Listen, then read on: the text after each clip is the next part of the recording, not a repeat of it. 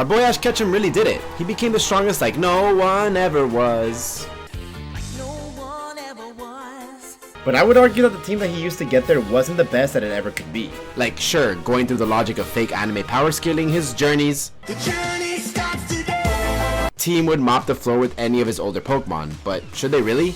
I feel like any Pokemon that Ash had with him in these pivotal battles would have done the work required to attain the title of World Monarch. Well, except for Papatoad. Sorry, not sorry. When I say his ultimate team, I think of Ash sitting on his throne, one leg crossed over the other, and getting ready to defend the crown. He has an up-and-coming trainer who's ready to take him down and become World Monarch of their own. Ash knows this trainer isn't a pushover, so he's gotta go back and use his older Pokemon to really make them work for it. Now, while a lot of people would use this opportunity to create his strongest team, I'd much rather make a fun team with strong Pokemon. Of course, I'm gonna use the strong ones, but I just don't want to make a team full of his regional aces thrown together, you know? So, with that being said, let's start this list with Torkoal. Okay, I'm obviously kidding, because we all know that Torkoal would just have a nice little swim if he heard he was getting called upon to battle.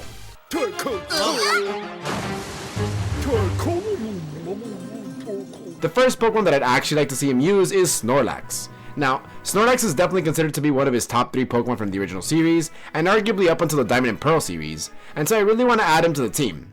He's often shown to be a contender on many other teams, I feel like, but he's never good enough to make it to the final roster, so I want to give Snorlax the roses it deserves.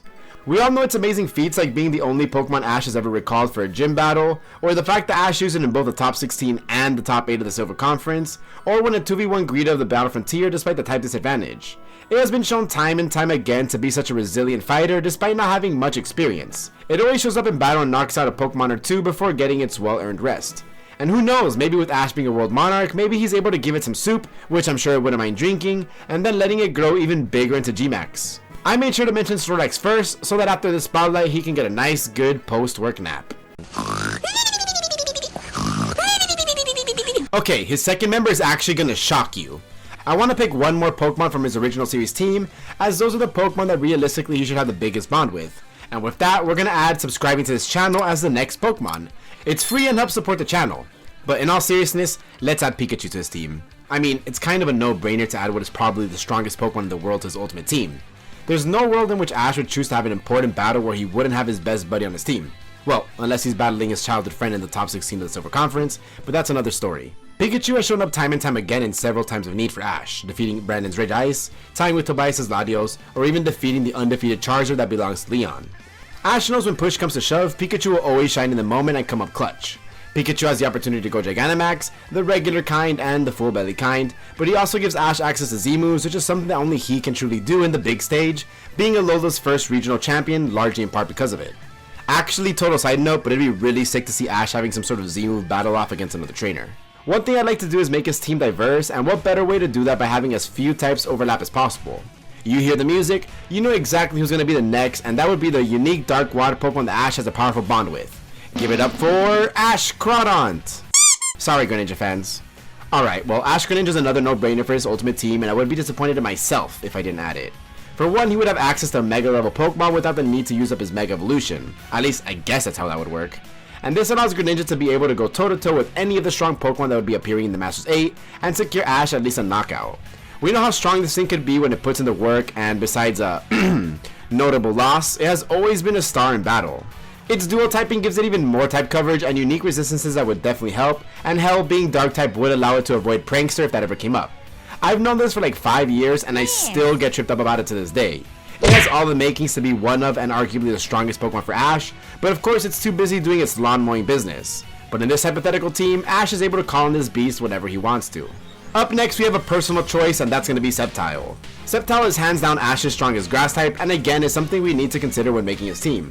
Ash was such a starter Pokemon trainer for a while, I mean he owns a lot of them, so having a starter-centric team just makes sense. Sceptile of course has great speed, swag, and actually a pretty good anime moveset. Solar Beam and Leaf Blade would be really good to secure clutch knockouts whenever threats came up, and if it were able to gain access to agility again and throw in acrobatics, I know this would be giving lots of Pokemon trouble. I mean, if it's able to take down a Darkrai and go toe-to-toe with the Deoxys, then you know this thing means business. Sceptile is one of those Pokemon that you just know Ash could call upon at any time and be able to compete with some of the stronger Pokemon without any problem. What's funny about Sceptile to me is that up until Diamond and Pearl, it was just a cool Pokemon, right? But the moment that it knocked out Tobias' Darkrai, it cemented itself as one of Ash's strong Pokemon until this very day. It hasn't done basically anything since then, but it's still in contention for one of his top 5 Pokemon. As I mentioned, I wanted to make Ash's team very starter-centric since to me, Ash is somewhat of a starter Pokemon connoisseur, except for Journeys. The journey starts today. We have a water and grass type, so next would have to be the obvious inclusion of Pignite. Oh, looks like I got the wrong firefighting Pokemon in my list. I meant Squirtle. Wait, that's not right. It's Infernape. Yeah, that makes more sense. Infernape is of course also in contention to be one of Ash's strongest Pokemon ever. Its Blaze ability is truly something else, and when that thing activates, I don't think there's anything standing in Infernape's way that is going to be left standing afterwards. Again, the firefighting type combination is great for type coverage on this team, but more important than that is Infernape's constant need for improvement. As we saw in Journeys, the journey starts today. Infernape is still in the thick of it, training hard every day and not only wanting to fight against the legendary Moltres, but also is quintessential in helping Gengar learn and master Will-O-Wisp. Infernape is basically one of the leaders at Oak's lab now too. Before I give my final Pokemon for his team, I'd like to give 4 honorable mentions because I'd feel kinda bad not giving a spotlight to these legendary Pokemon. These Pokemon are in no way bad Pokemon, I just don't feel like they fit my version of his ultimate team, but I would not be surprised if they found their way in others' teams. First, we got Charizard. Makes total sense to me. I mean, we have a Pokemon that was Ash's ace for like 15 years or something. It has defeated Articuno, been a cornerstone to many Ash battles, and has some of the best character development out of any Ash's Pokemon, and it could probably still go up against champion level Pokemon. For my second reserve, I've got Gengar. Gengar is one of his most recent captures, but it still proved to be very strong. Of course, it's Ash's main Gigantamax Pokemon, so it has that going for it, and it has the same problem that our Gengar do, and that's that it hits hard but it also goes down so easily compared to other Pokemon. Overall, it's a solid choice. Then we've got Swellow, and to me, this would be his strongest bird Pokemon. It was also such a beast during his Hoenn adventure, and was even able to help him in his final time in Journeys. Swellow has a unique ability to use Thunder Armor. If ever anyone dares to challenge Ash to a double battle, Pikachu and Swellow would be ready to drop them down. And my last reserve Pokemon would be Lycanroc, another one of Ash's unique Pokemon, which I did talk about in this video, and you should totally check it out after this one. But it was such a beast. Dog. It has access to the move Counter, which would almost always guarantee that it takes on one of its enemies. Lycanroc is often considered to be one of his strongest solo Pokemon, and for good reason. It secured him his first championship. For my last pick, for his main roster, I'll be picking Lucario. Although the fighting type overlaps with Infernape, its main draw being its steel typing. Also, the fact that it's his only real Mega Evolution Pokemon helps too.